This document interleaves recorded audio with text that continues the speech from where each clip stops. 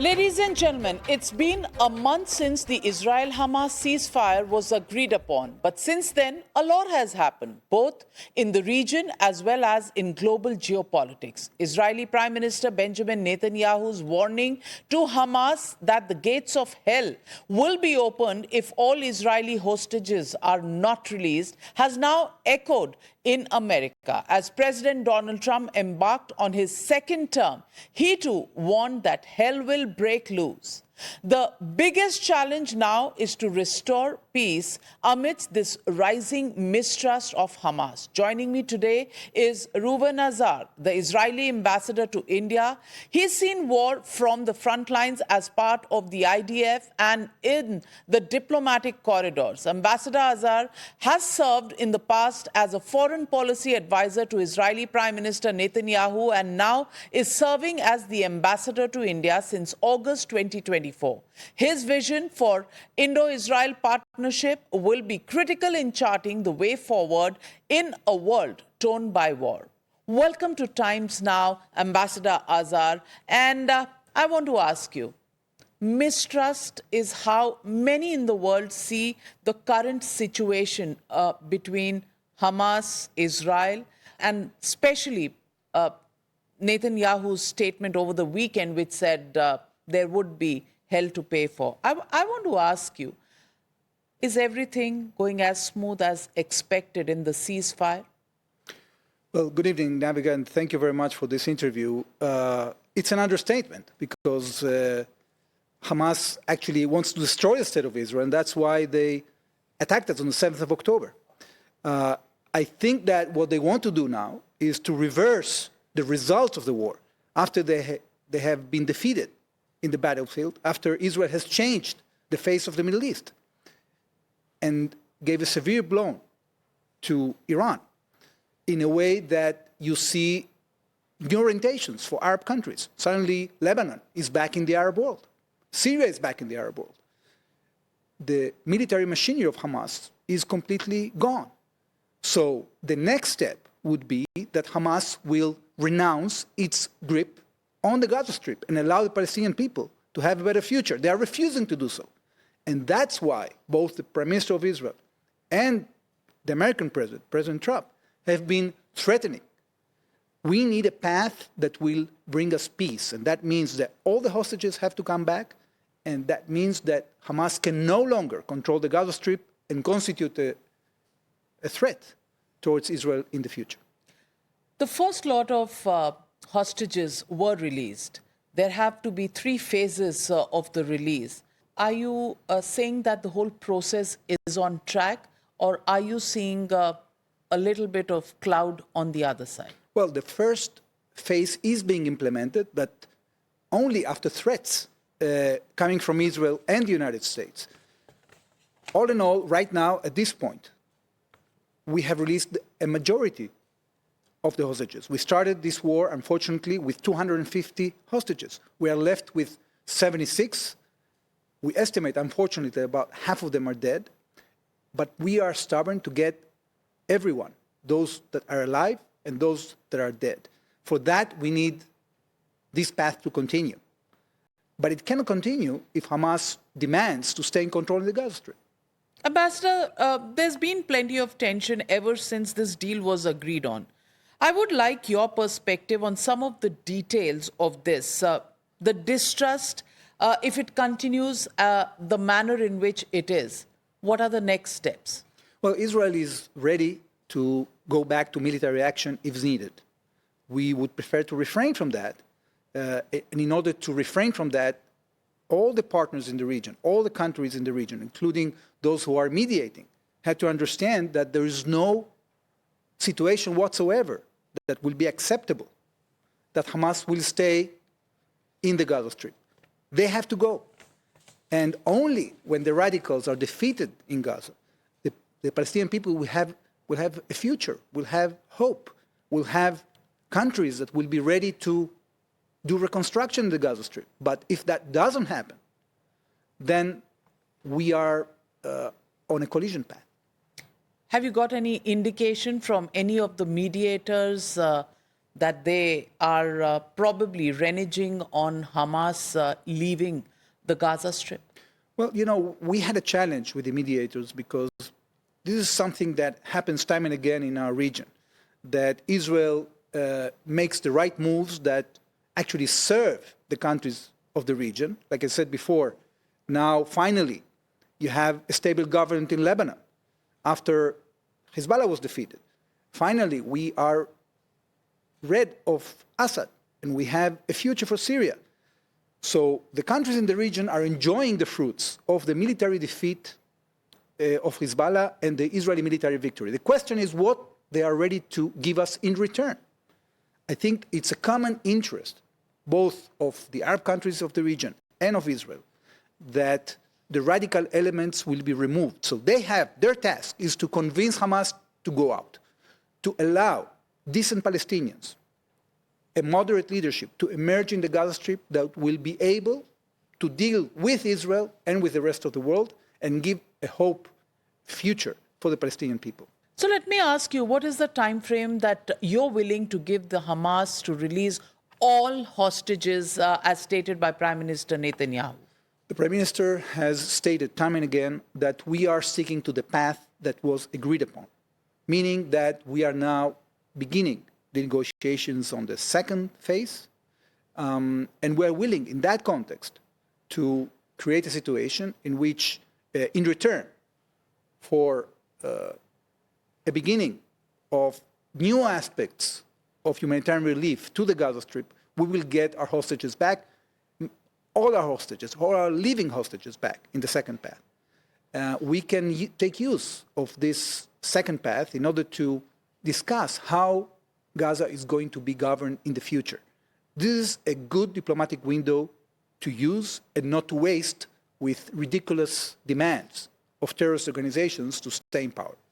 What are the ridiculous demands that have come forward? Well, basically what Hamas wants, and already has stated, is that they want to basically be the government in Gaza, that they want us out of the border between Gaza and Egypt, that they want to rearm and regroup and be able to attack Israel in the future time and again.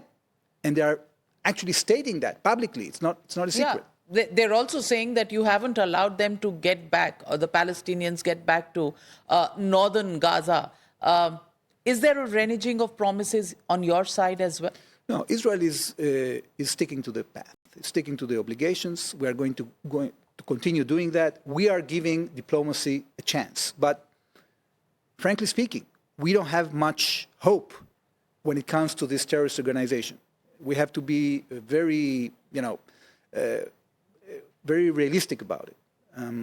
At the end of the day, our region can be stable and can be prosperous, and we can continue advancing peace and the Abraham Accords only when the radical forces are weak. So the fact that Iran is weaker now, that the fact that the situation changed in Syria and Lebanon, this gives us hope that we can re-embark in the peacemaking we were having before this atrocious attack on the 7th of October. So if we unite together, both us, the Americans, the moderate countries in the region, the pragmatic countries, the international community, including India, that can have an amazing role in our region when it comes to building bridges and creating trade, then we can do it. But it cannot happen when you still have renegades and you have terrorist organizations in the region that are ready to derail this process at any given moment.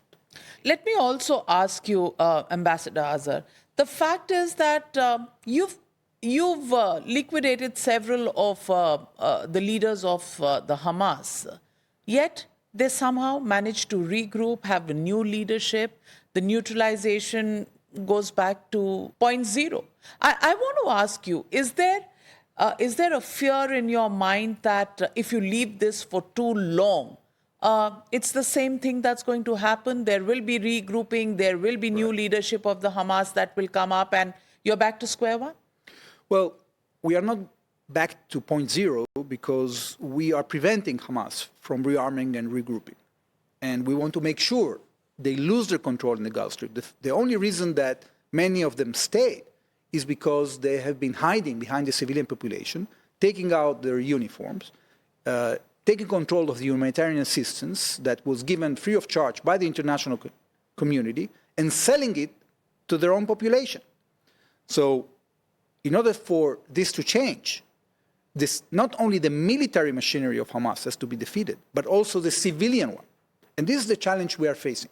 So if we achieve a situation in which the civilian control of the Gaza Strip changes, then there is a chance that we won't go back in the future to this zero-point situation you are describing. But if we surrender in the negotiation and we allow Hamas to continue controlling the Gaza Strip, then yes, 7th of October can happen again.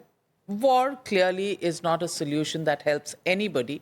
But let me also ask you, how do you see the difference in approach between the Biden administration and now the Trump administration as far as this situation is concerned? Well, Israel has always found a way to work with any American administration. Sometimes we have administration with which we agree more, and sometimes we agree less. With the Biden administration, we had a challenge mainly when it had to do with the humanitarian situation in Gaza. I think that the gravity of the humanitarian situation in Gaza when it comes to food supply was, let's say, exaggerated. When we look at the data, we see that since the beginning of this atrocious attack by Hamas, every Palestinian in the Gaza Strip was getting about 3,000 calories per day. The quantities of food that entered into the Gaza Strip were incredible. And the fact that some of the military actions that Israel wanted to do were delayed as a result of these consultations we had with the Biden administration, it took us time, sometimes months, to convince the administration that some of the actions are essential, like, for example, the Rafah operation, if you remember. Yes. We wanted to do it in January. We had to postpone it almost until May. So now I think we are getting more backing when it comes to the moves that we have to make militarily. There was a release of some of the weapons that were withheld by the previous American administration. We have received them now. So it seems that with this administration, we are let's say, we have a higher degree of seeing eye to eye and of coordination, and the effort we have to invest in convincing them about the needed action is much less.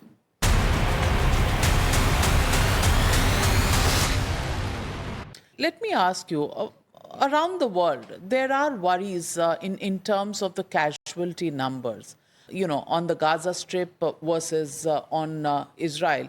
Even one life lost is one life too many. But the data, the statistics, though human life can never be condensed into just plain statistics because these are human beings, these are families that we are talking about, but about 12,000 odd casualties on the Israeli side, and on the other side, the numbers are put close to 1,200 casualties on your side and about some 40,000 on the other side. How do you convince the world that, it's an equal war? Well, first of all, it's not equal because we were attacked by Hamas. And this attack was one of the most atrocious attacks that humanity has ever seen.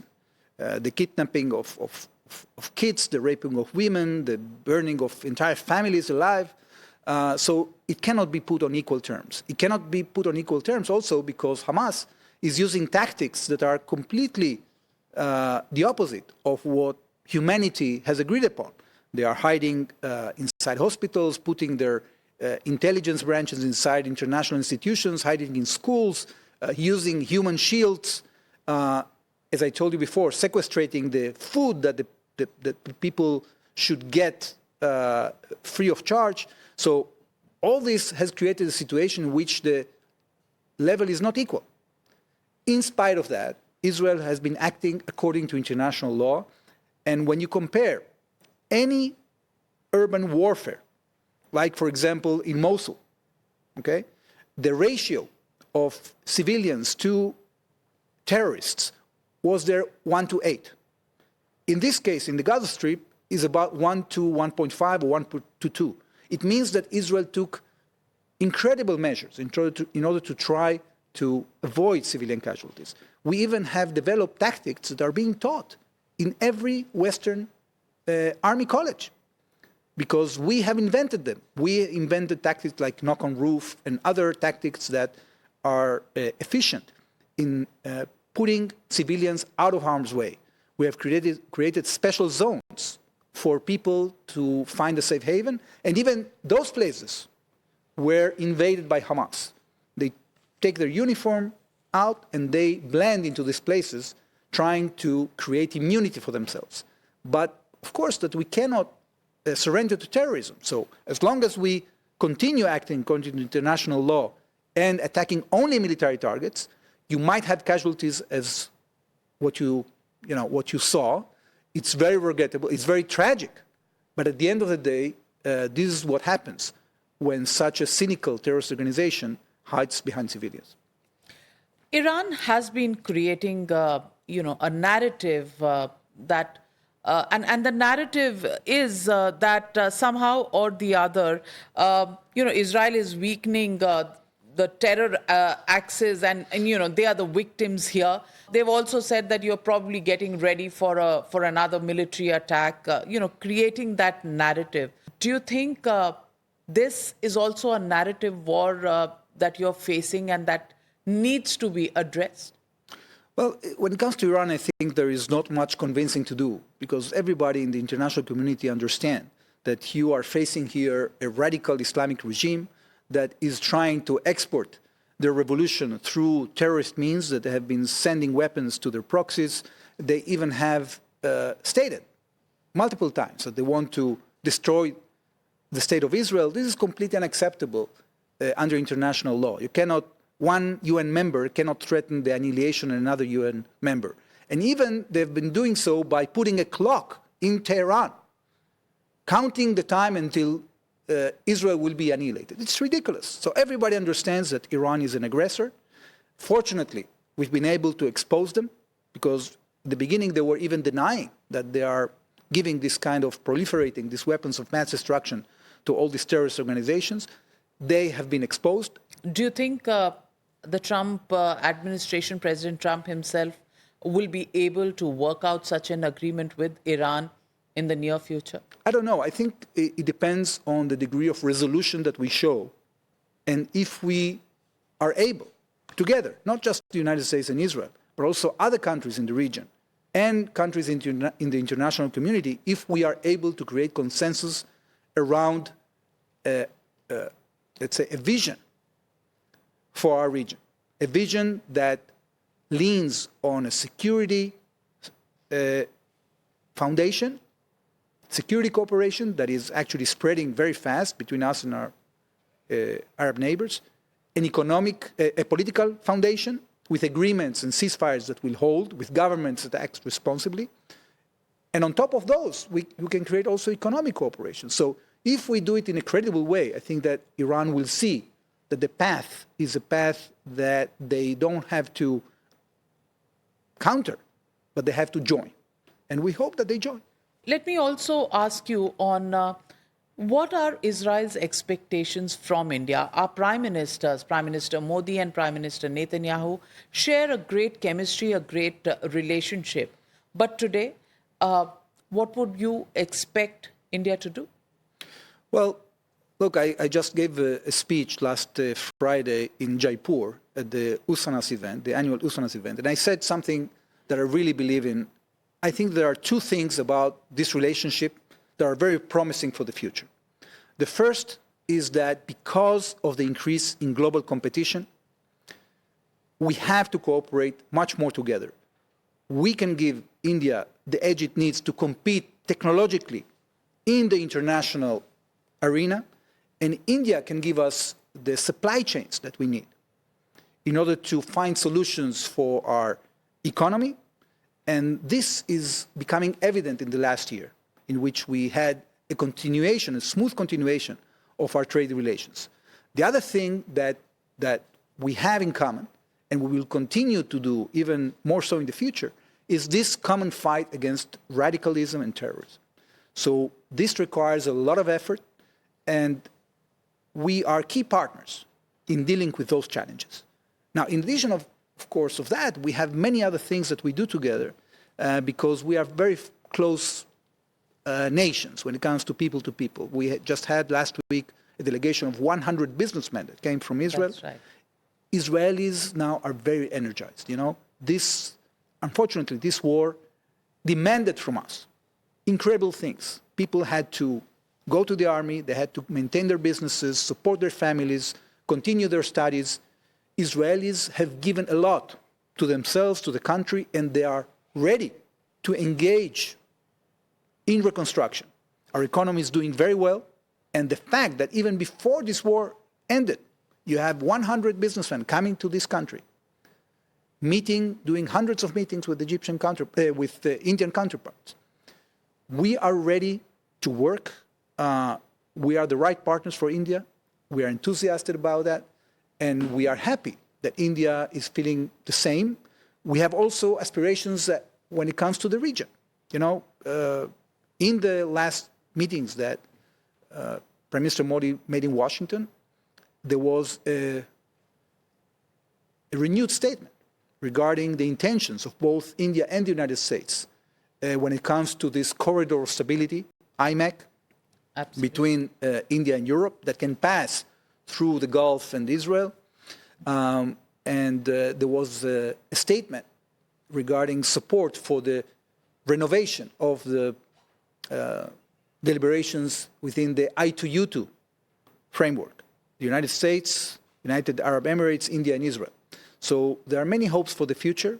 What we need to do is to finish the job when it comes to bringing back our hostages, to stabilizing the situation in Gaza, to make sure that the radicals don't show their ugly face again. And then there is no limit to the things we can do together. Absolutely, a partnership in work. But Ambassador Azar, I come back to the question of the ceasefire. Mm-hmm. And you said you're ready for military action. How long is Israel going to be patient?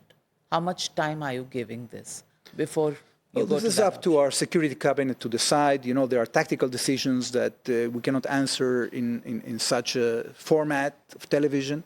I think at the end of the day, we have to measure the challenges, the opportunities, and to make the right decision for the state of Israel. This is the role of the government.